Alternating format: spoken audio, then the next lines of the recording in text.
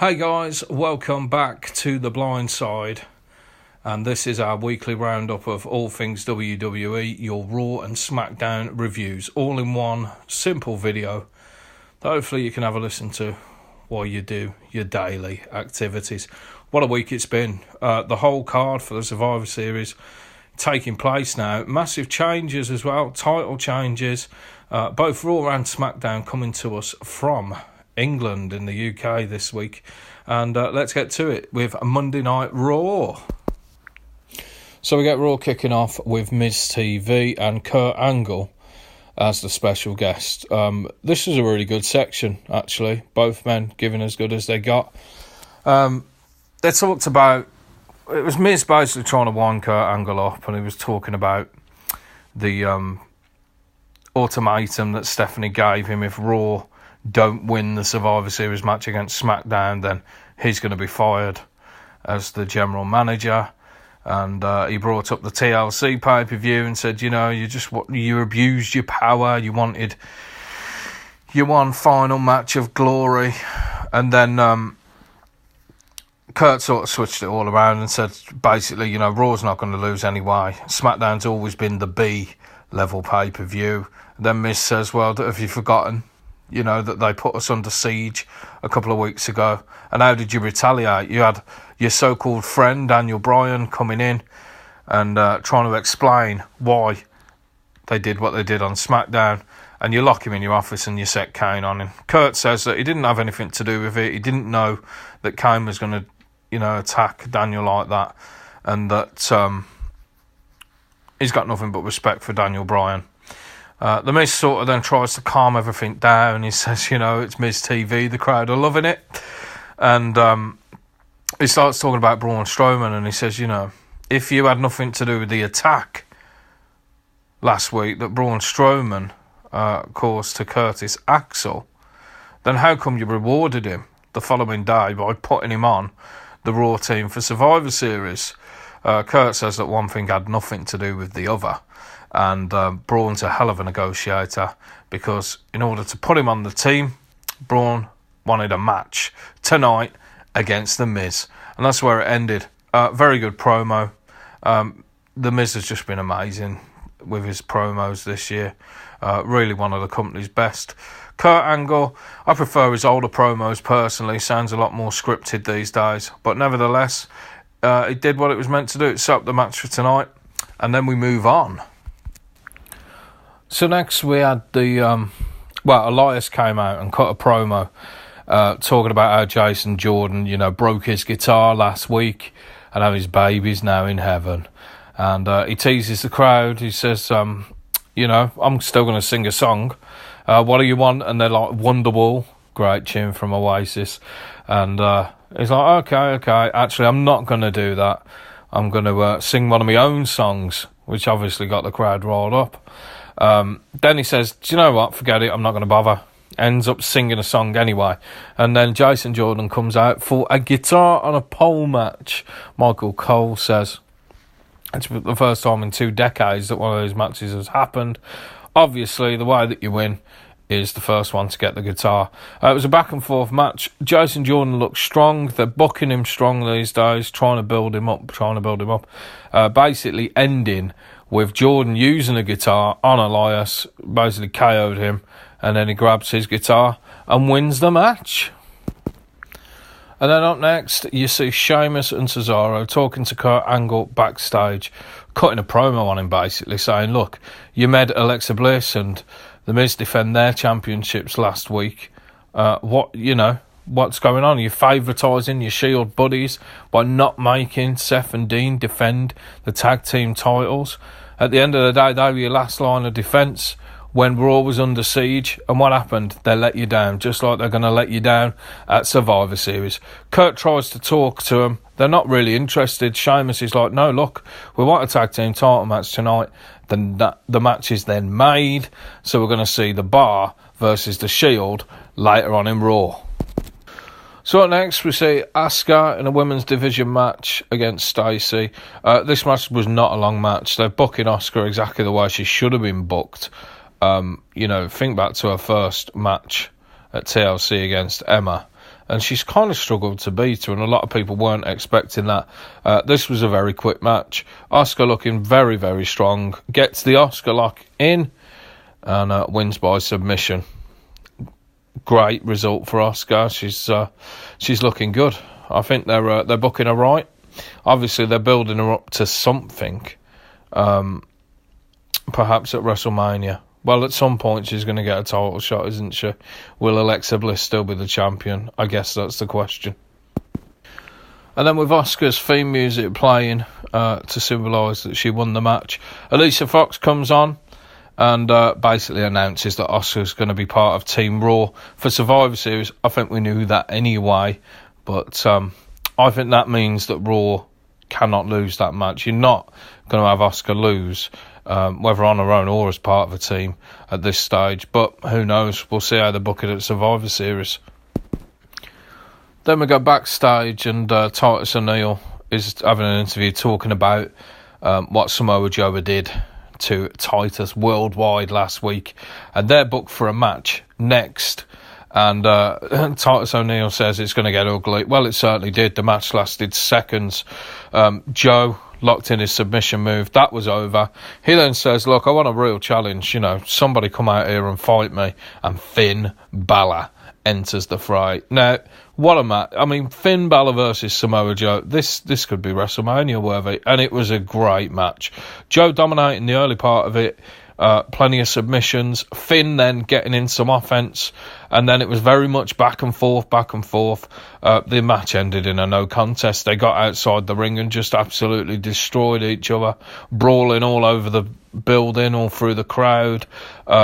Very, very good match. Definitely worth going back and watching. Kurt Angle then comes out with security to break it all up, and he's like, look, that's the sort of attitude I want on Team Raw. So he adds Samoa Joe and Finn Balor to Team Raw for the Survivor Series match against Team SmackDown. Straight after this, it cuts to the back, and The Miz is with the Miztourage, and you've got Bo Dallas saying, look, Braun Strowman, at the end of the day, is just flesh and bone. He's just a man. What's real is us, our advantage in numbers, our strength. Curtis Axel then cuts in and says, look, I've never been manhandled like that before. Obviously, Braun destroyed him last week. I think we should run. Well, that doesn't go down well. And then he's like, all right, okay, you think we're strong enough? Let's do this. So they're obviously preparing for the match later in the night against Braun Strowman. We then go back to Kurt Angle's office, and he's on the phone. And then Jason Jordan, his so-called illegitimate son, comes in.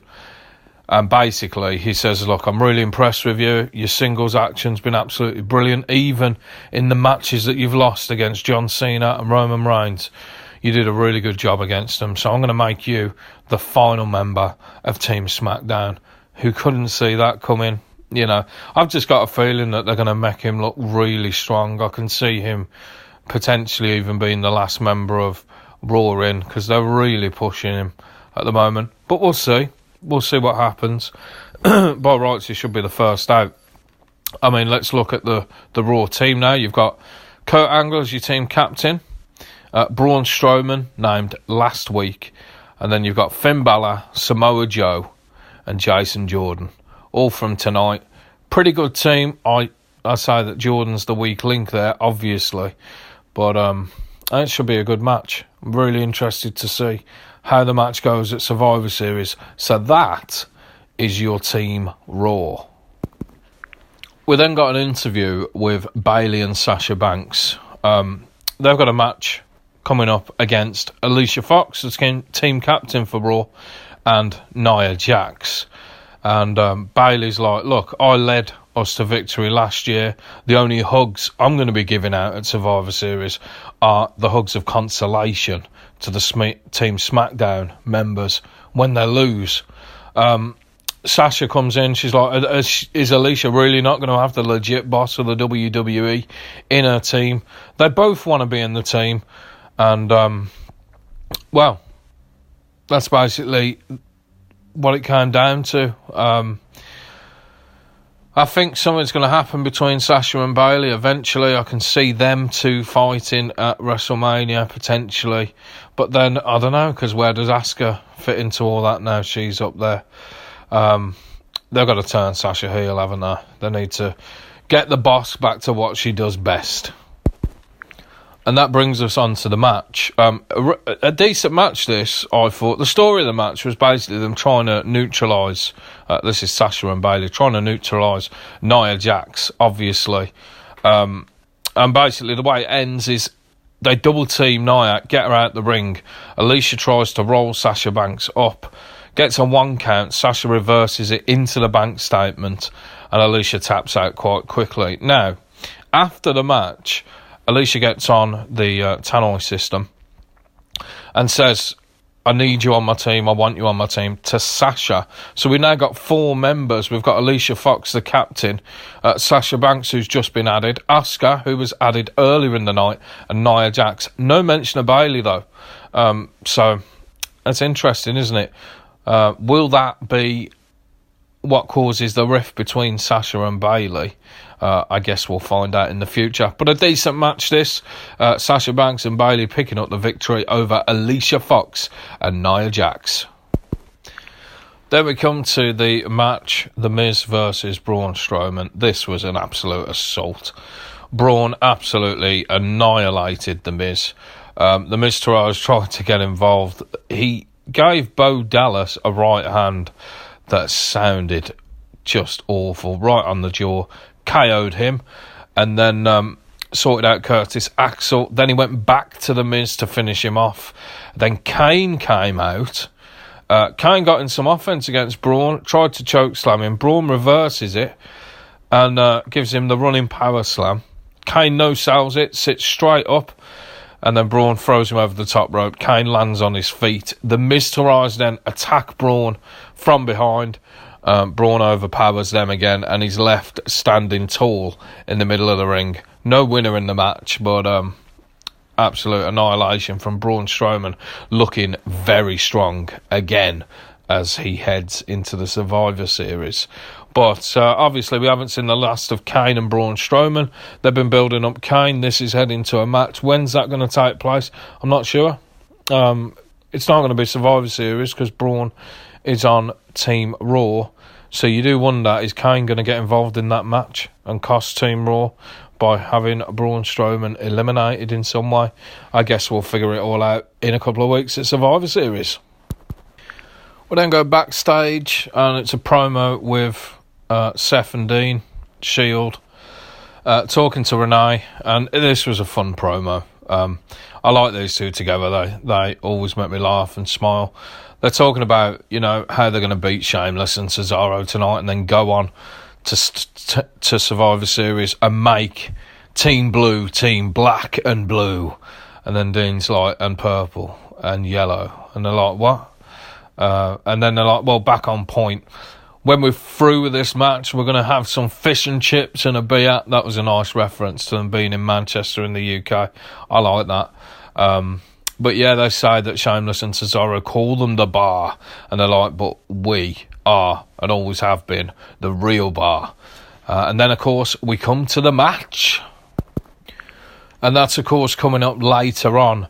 But up next, we had probably the longest promo. It felt like the longest promo ever from Enzo Amore. He comes out and he's talking about how great he is and how the UK fans are not great, so they can't possibly be grateful. He's talking about seeing Kalisto in the hotel and this little kid asking him, what's next for Enzo? Why are you facing Kalisto again? Have you beat him at Survivor Series? And he's like, no, I haven't done it yet. I did beat him, though, for the title. And then obviously defended it successfully, as he put it, which we all know is a load of rubbish. And he just went on and on and on and on. And then Kalisto's music hits. He comes out, and you think he's going to confront Enzo, but he doesn't. He just goes and sits down. And then Kurt Angle comes out and says, tonight it's going to be the Cruiserweight versus the Bruiserweight. And Pete Dunne, the United Kingdom champion, makes his debut on Monday Night Raw in Manchester, England. gets a big pop from the crowd, which is really nice, and he then takes on Enzo Amore. And this was a really fun match. Enzo got in some offense, but Pete Dunne looked really, really good here.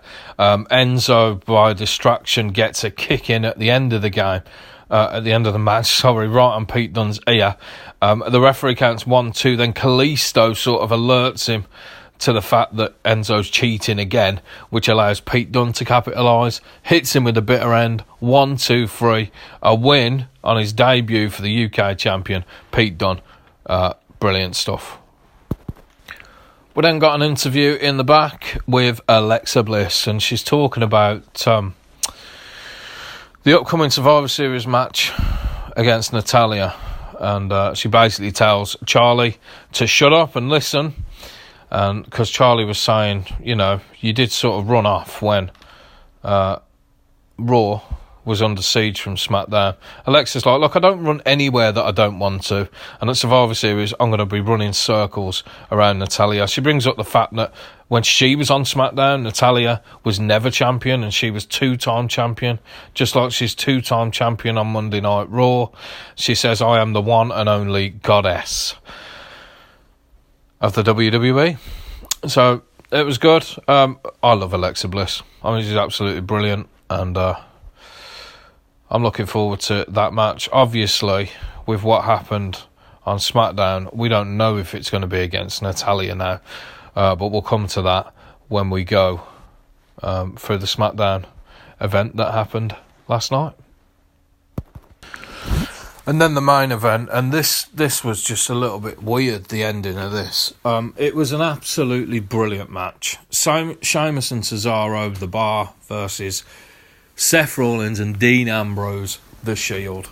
Brilliant match. They had plenty of time, and they got all their spots in. A couple of times when we thought it was over, Sheamus and Cesaro threw Dean Ambrose into the barricade outside, and then hit Seth Rollins with the... Do you remember the old LOD, Legion of Doom move off the top rope, the Road Warriors? But Seth kicks out of that. And then Dean comes back in. He hits Shameless with the Dirty Deeds. Seth jumps off the top rope with the frog splash. Cesaro breaking that one up. Very much a back and forth match. Brilliant match. And then the New Day's music hits, and they're sort of up the stairs in the rafters, and they're cutting a promo. Now, the thing is that the match never ended. Like, all this was going on, everything stopped in the ring, but there was no bell to signify the end of the match. And the New Day were talking about, you know, how Raw did nothing when SmackDown put them under siege, and how they've been able to come out and do their promo, and what have Raw done again? Nothing. Then Kurt Angle comes out with the locker room and says, go. So the locker room are all flying up the stairs after the New Day. Meanwhile, in the ring, Shameless hits... I keep calling him Shameless. Sheamus hits Seth Rollins with a bro kick straight in the face, pins him 1-2-3. We've got new tag team champions. What does this mean? Okay. Well, what we've learnt from Raw tonight is we now know the Raw team, which we went through earlier. We've got new tag team champions. So it's Sheamus and Cesaro against the Usos now at Survivor Series.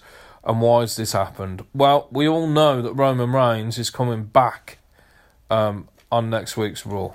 So I can only assume, because they've built it up as the big reunion, that we're going to get some kind of Shield match at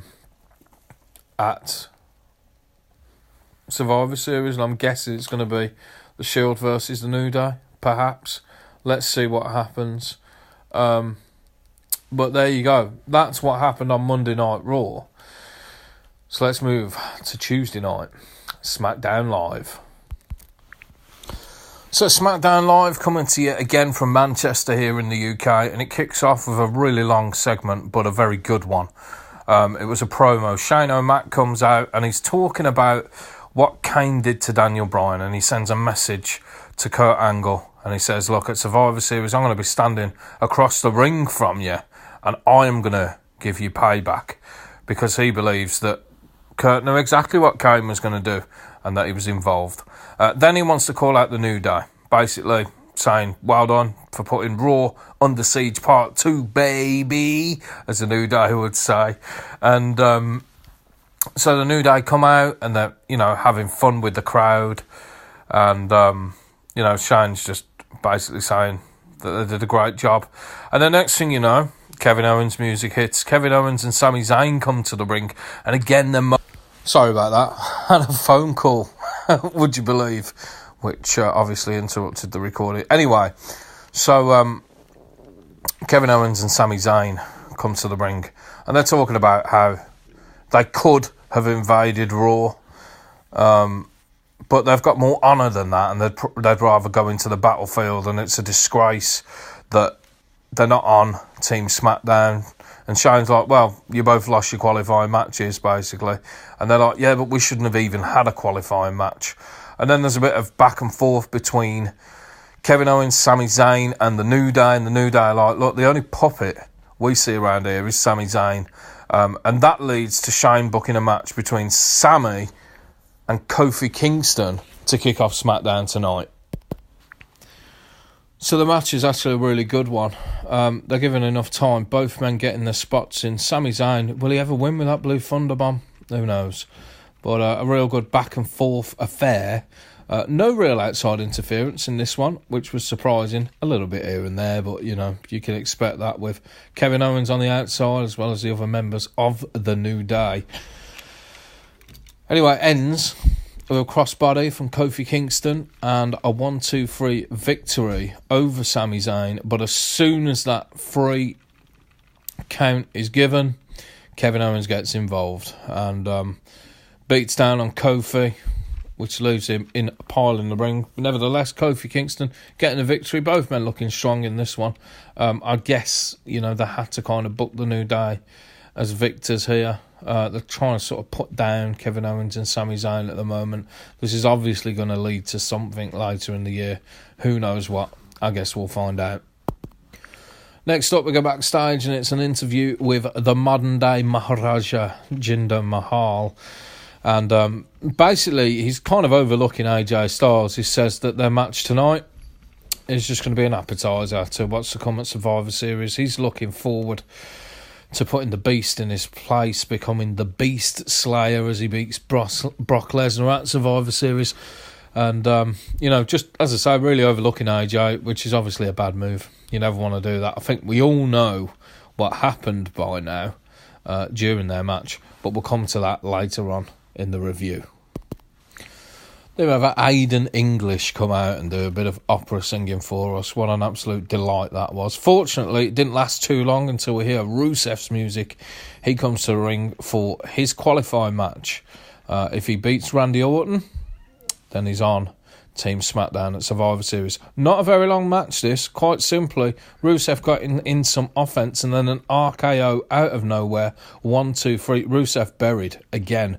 I mean, where does he go from here? I just don't know. I mean, he's lost a feud to Randy Orton. He's not on the SmackDown team for Survivor Series. They've done nothing to build him up. I don't know where he goes from here. I guess Raw.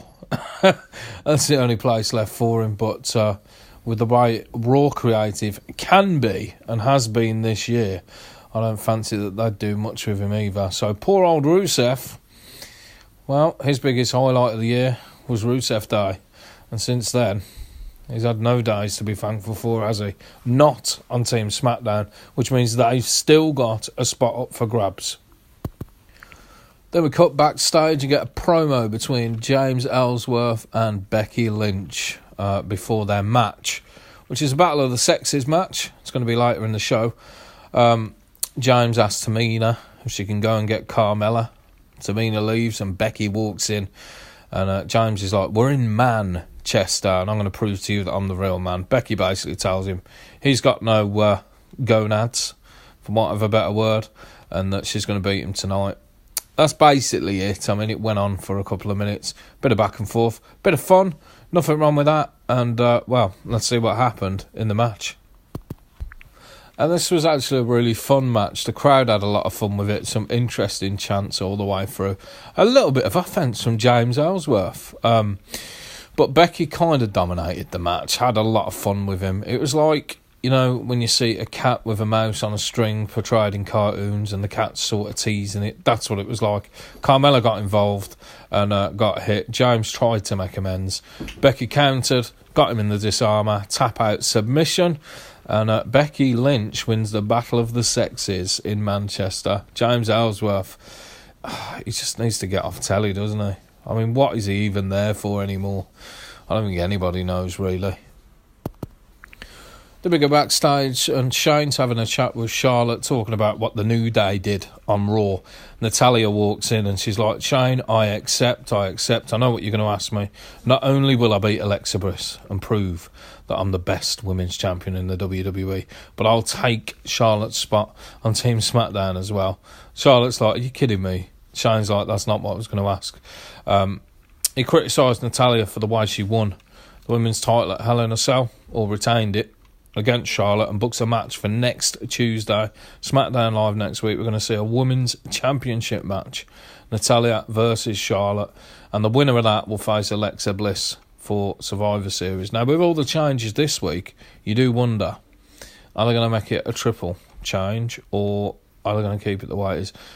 I'm not so sure. I think Charlotte versus Alexa Bliss would be a fantastic match. And it would make more sense than having two heels fighting. So in that sense, you can see it happening. But who knows? I guess we'll find out next week. Next up, we see a tag team championship match. Shelton Benjamin and Chad Gable against the Usos. And this was a really weird finish, and I'm not sure if it was a work or it was legit. It was a great match, and both teams getting their offense in. The Usos looking strong, as they would do. So too, though, Shelton Benjamin and Chad Gable. Shelton looks really good in this match. They made him the big offense for that team. Basically, what happened, Jay was on the outside. It seemed to hurt his knee, and he just got counted out. And it was a really bizarre finish. It didn't feel right. It didn't feel like that was the planned finish. So does that mean that we've got an injury heading into Survivor Series, or was it a work? Because obviously they want to make Benjamin and Gable look strong. I suspect they're going to be the next, proper challengers for the SmackDown Tag Team titles. So maybe that was just their way of having them win without the Usos looking weak and without the titles changing hands. Who knows? But if I hear any more on that, I'll let you know. And then we come to the final match and the main event of the evening. AJ Styles cuts a promo just before the entrance of Jinder Mahal. And basically says, he really doesn't want to overlook me. He says, I'm going to win the match and I'm going to go on to face Brock Lesnar. I'm going to prove that this is the house that AJ Styles built. But my main focus tonight is winning the WWE Championship. Then the Singh brothers come out, do their usual spiel, introduce Mahal. He comes out. Then Styles comes out and the match starts. Well, to be honest, I was a bit concerned at the start of this match. There was a lot of scepticism as to why the match was booked in the first place. And a lot of people kind of second-guessed and expected AJ Styles to win.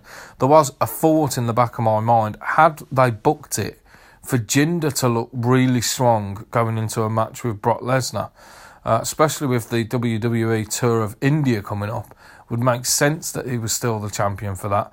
Not that him being the champion makes sense at all in the first place, but there you go.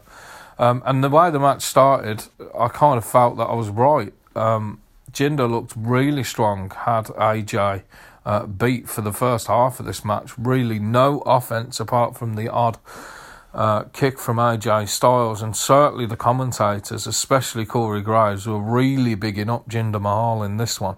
Then AJ starts getting in some offence and hits him with the phenomenal forearm on the outside, gets him back in the ring. Then, of course, the Singh brothers get involved and everybody's like, oh no, because this is the way he's won every single title defence. Well, AJ takes care of them, gets back in the ring, and then, of course, Jinder hits him with the Colossus. Now, this is exactly what happened with Shinsuke Nakamura. And if it had ended here, it would have been exactly the same ending. but AJ managed to get his foot on the rope. So Jinder then takes him up to the top rope. He's going to do a coloss from the top rope, but AJ reverses it, hits the phenomenal forearm, 1, 2, 3, and we've got a new WWE champion. Well, what does that mean? I mean, I'd much rather see AJ Styles versus Brock Lesnar. Is it WWE's way of saying, we've clearly got it wrong with Mahal as the champion, he's not working? The truth is, AJ Styles has worldwide fame. So, you know, whether it's Mahal with the title going to India or Styles, I don't think it really matters in that regard. But there is a rumour going around today, as I reported earlier, that they're going to do a swerve. They're going to have the rematch next week. Mahal's going to invoke his rematch clause and win the title back. I can't really see the point in that myself, but I guess we'll find out.